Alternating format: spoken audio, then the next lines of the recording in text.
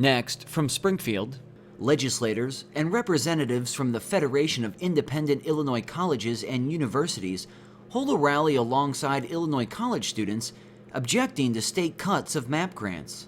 This runs about 20 minutes.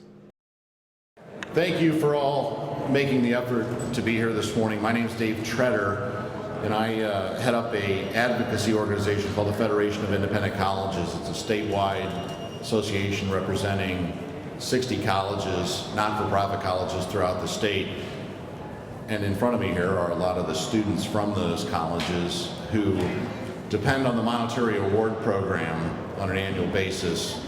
As you're well aware, nobody more aware than the students in front of me, the monetary award program has not been funded this year, but it's simply one of the key drivers for the ability of students, whether they're attending public universities, community colleges, or the private institutions in the state, to be able to go to colleges. And so, as I look out across this group, I'm not sure the legislature fully understands the efforts that students are making to be able to go to college. Give me a show of hands here, how many in the crowd are working right now at school? It's about 90% of the hands. How many students have loans right now? Right, almost all the hands. So clearly, if you look at the financial picture of how students go to college now, all these pieces have to fit together. And if we take out one leg of the stool, which in this case is the monetary award program, it's going to make it impossible for students to continue to go to school throughout the state. It's about 130,000 students that get the award every year. And remember, the award is based on need.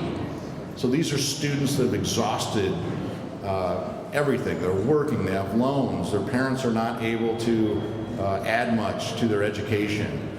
And the institutions, I think both public and private, have stepped up, have carried the commitment of the MAP grant. Normally this time of year, the legislature has passed a budget. We have some expectation. We've made the promise to students we're going to fund the awards. That hasn't happened this year. So on top of everything else, on the financial side, it creates stress for you all as to where these dollars are going to come from. And what if they don't materialize soon? What will happen? And that's a question, and it's being handled differently at most institutions. But I can tell you, my institutions, most of the privates, are carrying that in the hope that there is a solution found. So clearly there are some ideological differences on how we solve the state budget, and MAP is a part of that. We respect those differences, but we also believe that students shouldn't be held in the balance if we don't find a solution there. So our hope here today is to hear from a few legislators, send you all out to advocate to your elected representatives and senators to again reemphasize in a respectful, polite way that without MAP I'm not going to be able to continue to go to college. After this event, as you begin to fan out and work around the Capitol, there are two ladies back by, I think, the post right back here that have some leave behind cards. You're welcome to take one of those, hand it to your legislator with your name, the institution you attend. And if you have any questions, certainly contact me or my staff. Let me introduce State Senator Pat Mcguire behind me, who has been a friend of higher education, one of the champions really for student aid, to say a few words. Pat? Thank you. Dave, thanks for the kind words, and all of you, thank you for coming to our Capitol today to press the case, to explain to my colleagues in the House and Senate and in the governor's office why MAP is necessary so that Illinois can get its strength back. Let me bring it on home. I represent Joliet. Joliet is an old factory town. Once upon a time, we made big things: Caterpillar tractors, beams of steel, huge rolls of tar paper for roofing. We don't do that anymore. Those factories are gone. What we have, though, are small, cutting-edge, high-tech firms that employ maybe 50 to 150 people. I was visiting one of these firms recently. This is a firm that works in the field of nanotechnology. So not big things like Caterpillar tractors or billets of steel, but almost microscopic particles, nanotechnology. And the plant manager took me into a research lab and introduced me to a young woman scientist who he clearly regards as a star in his corporation. She's developing nano slurries to remove impurities from the lenses used in lasers. Very high tech, right? Like a fool, I assumed that maybe she went to MIT, maybe she went to Purdue, maybe she went to the U of I. You know where she gained her degree? North Central College in Naperville. And as I left the lab, I was practically, well, I was doing my version of a cartwheel. I was so pleased to find out that this rising young star scientist had graduated from one of Illinois' small private colleges. And I said, and I expressed my amazement, my pleasure to the plant manager. Here's what he said: I like to hire people from our area, graduates of private colleges and universities in our area. North Central College in Naperville, Illinois Benedictine in Lisle, Lewis University in Romeoville in my district. I was astonished. That is really good news. And what this fellow said to me, the plant manager, he said, you know that lab you just left? That's an R&D lab. And he didn't mean Republican and Democrat, of course. He meant research and development. He said, you know what R&D stands for? I said, yeah.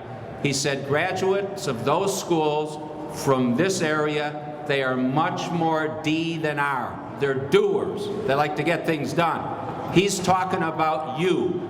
We legislators have an obligation to provide you with the resources because you have the talent, you have the ambition, you have the imagination to make Illinois strong again, right?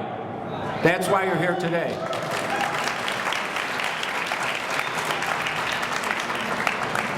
Illinois needs you.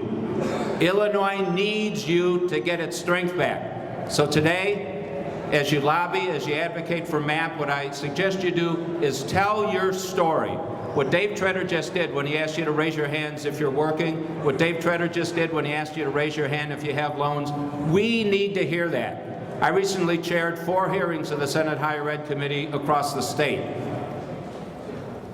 I am so impressed, but also to a degree distressed, by how you and other students today have to cobble together 3, 4, 5 sources of revenue to pay for your college education, right?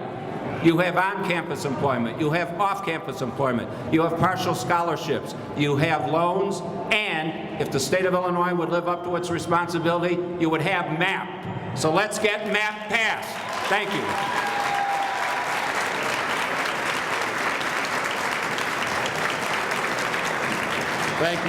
Thank you, Senator. I see in the wings over here, I've got Representative Bob Pritchard, who also is a longtime friend. And Bob, you want to come up and say a few words? Thank you all for attending today and help bring focus to a major problem that we have in higher education.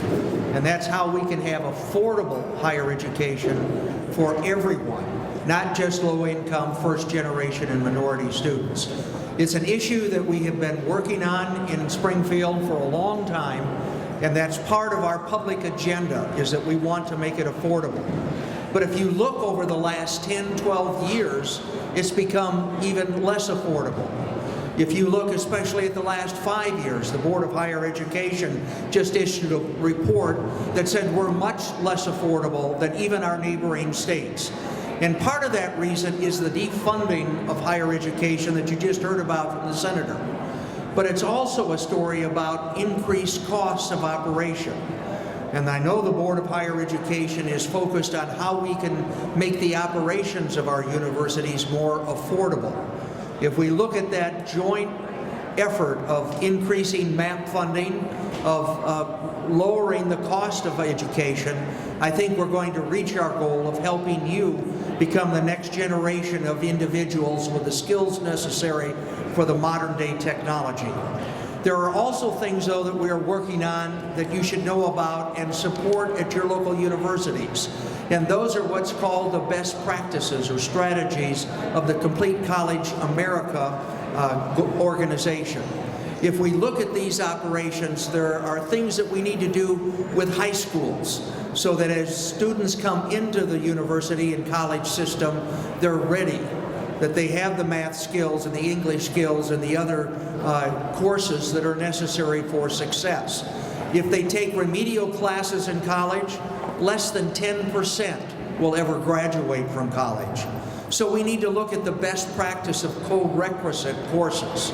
We also need to look at the best practice of structured coursework, where advisors work with freshman students on what mega major that they're interested in, take the right courses so there's less college credits necessary to graduate, and taking 15 credit hours per semester or more will also help you graduate in 4 years rather than 5 or 6, which increases costs even more. There's also the best practices of mentoring and coaching that's going to be necessary, and we're working with colleges and universities to provide that for students so that if they get off track, if they start taking courses that they don't need to take, if they aren't able to complete those courses on time without the coaching and mentoring, that we can find that out before you have to take extra hours and longer time to graduate. So there's a number of best practices that we're looking at, that we're trying to encourage your institutions. And as I said, I hope that you will encourage your institutions to participate in that as well. But it comes back to education is necessary for the jobs of tomorrow. And unless we can help you succeed in that effort, we're going to fail as a state. Last year, there were some 49,000 graduates from higher education, public four-year higher education institutions. Those 49,000 students are adding over $2.5 billion to our economy. That's the kind of economic growth we need to accomplish the support that's necessary for our citizens and to move us forward into the 21st century as a very competitive place to work and to live. So I appreciate your voice in this today. Let's don't stop today. This is an effort we have to keep working at, and I look forward to that partnership as we move forward. Thank you.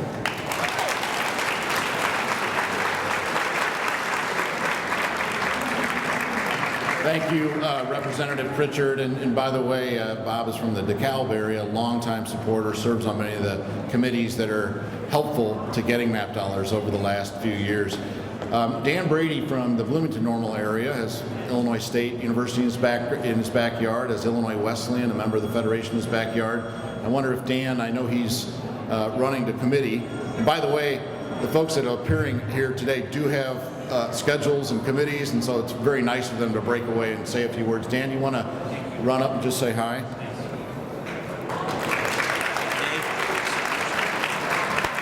Thank you, Dave. Good morning, ladies and gentlemen.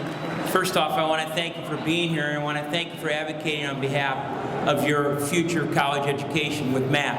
As Minority Spokesman on the Appropriations Committee and Higher Education in the House, we are at a crossroads when it comes to higher education funding. We can't be everything to all people, but the reality is we can try and hold the line. We can try and work with those that are in the governor's office, the governor, the speaker, the president of the Senate, my leaders, and continue to try and find common ground when it comes to MAP funding in the state of Illinois. I want to give a special shout out to somebody who's doing a great job this morning already, and that's Elizabeth Graham. She's goes to McHenry College. She's from my district in Bloomington, and her family. Give us a wave back there, Elizabeth. She's already been out advocating bright and early this morning on behalf of MAP. Now look, I'm not going to kid you, ladies and gentlemen, of the challenge we have before us. You know the challenge we have before us. I want to say thank you to the universities that are addressing this crisis in different ways. The first, many are up-fronting and allowing the MAP grant to continue to flow to help you. Those universities really deserve our debt of gratitude and really deserve funding as soon as we can come together on appropriation higher education budget, which we continue to work on a daily basis. And the next area, while you're down here today, I think it's very important when you spread your word and when you're advocating, when you're talking about MAP funding to your representatives or your senators, focus on those who may not be on a appropriations committee dealing with higher education. Focus on someone in the House or the Senate who may not have the daily interaction as some of us do and know the need and the desperate need when it comes to MAP grants. So look at your list, focus on the priorities of those who you really want to get your message across to. And I can tell you this, I will continue to be, as well as many, many others, an advocate for you to the best of my ability so we can get a budget together, so we can continue MAP granting, so you can continue your dreams and you continue your pursuit of higher education in the great state of Illinois. Thank you. God bless you. Continue to do great work, and we'll work with you. Thank you. Thank you. Thank you, Representative, for taking the time. You know, this is an issue about students. Yes, the institutions that educate these students are important, but this is really a student issue. And the way MAP works is a student chooses where they want to go to school, whether it's a community college, a public, or a private. If they're needy, the state, to the best of their ability, helps that student go. So it's a program of choice and access. And I think it would make sense to hear from a student. This is going to be preaching to the choir. Her name's Crystal, but she wanted me to call her Olivia, so I think she could get out of this. But Crystal is a student at Robert Morris University at their campus here in Springfield, and if she's willing, here she comes. She's going to say a few words. Thanks, Crystal.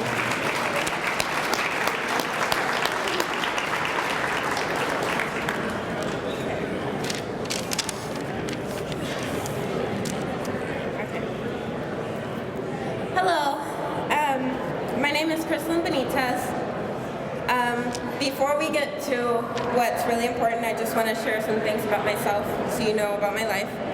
I'm a full-time college student going to Robert Morris University. It's my second year there. I work 2 jobs. One of the jobs, I am one of the 4 managers working 36 hours a week. I'm on the softball team, which is year-round at Robert Morris. My home is the Latino community of Humboldt Park in Chicago, Illinois, but I chose to come to Springfield. My father is currently incarcerated in Mississippi with a pending life sentence. He has been in prison since my sophomore year in North Grand High School. My future was unknown. Everything was taken from me at a young age. My family and I had multiple scares of if our house was going to be taken. Many nights our light and electricity was turned off, and we spent hours heating up water so we can just take a shower. I thought that was my life forever. And I knew I didn't want my future kids or anything like that to turn out the way that I did or to go through what I did. I pushed myself and I tried hard to be where I am today. After I started applying to colleges, I seen the cost and I knew I was never going to be able to get into a college because it was too much. And then my counselor talked to me about FAFSA and the MAP grant. And I came back to hope. For the 130,000 students in Illinois rely on this MAP grant. Taking away the funds of this program would be like adding cost to colleges, which is already high. If they cut the cost or cut the program in total, half of the students today that go to college, or maybe more, would not be able to become our future caretakers or well-educated scientists. Your future doctors, teachers, counselors, police officers, etc. depend on this money to be able to become something that they enjoy. Thank you. Now let's give Crystal a hand. You're watching the Illinois Channel, an independent nonprofit corporation formed to provide gavel-to-gavel coverage of Illinois state government and other public affairs events taking place across Illinois.